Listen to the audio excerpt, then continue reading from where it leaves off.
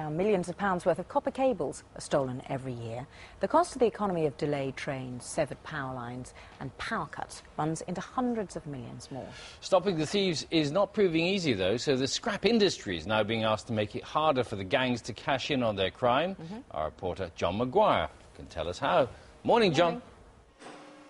Morning to you, Bill. They're working away already here, so I've got my protective kit on. I thought I'd show you exactly what happens to cable when it comes into a scrap merchant, into a dealer such as this. So there's your cable there, armoured cable, comes in on the huge drums. The next stage is to chop it up into smaller bits so it's easier to handle. They strip off the armour, and at that point the smart water goes as well. So companies like BT use that to identify their cable. You can see we're getting down to the bare bones of it. It's shredded into this sort of state here.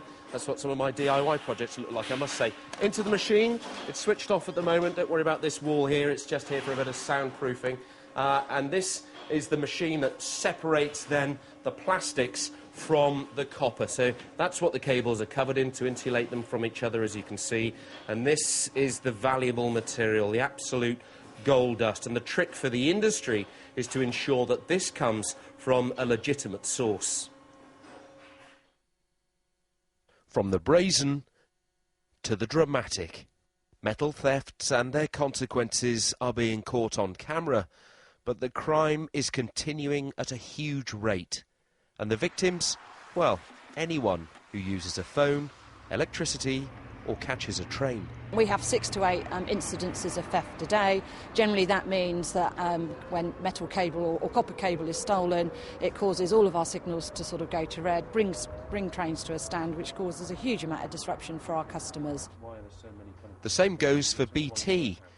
We have to physically repair them by hand, so rejoint these cables individually. Repairs can be expensive and time-consuming. It's costing us millions of pounds, but more importantly, it's affecting our customers and vulnerable members of society who are impacted by this.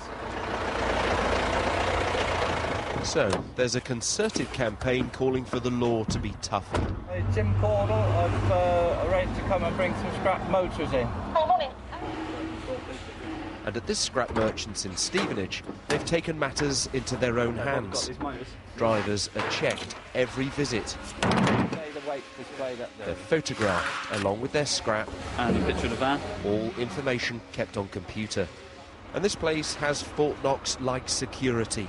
Active cameras, lasers, electric fences, even fingerprint scanners to keep the valuable metals in and the stolen scrap out. It does act as a deterrent. The guys turning up as a legitimate trader have no problem providing that documentation. We therefore know that the material we're getting is straight, it is legitimate. And if thieves know they can't sell it, then they won't bother to steal it. Well, we're surrounded by precious metals here. That copper is part of a radiator insulation. As you can see a whole pile here, you'll recognise central heating pipes just down there. Let's talk to Nikki Guest from Alchemy Metals to find out more.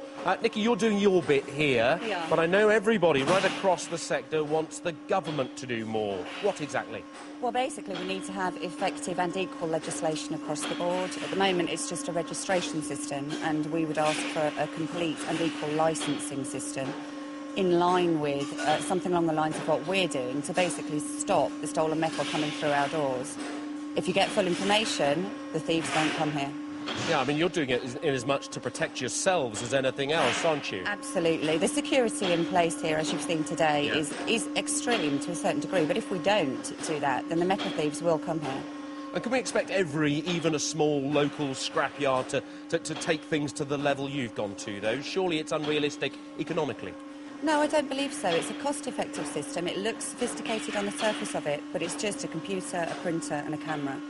Most companies already have those on site.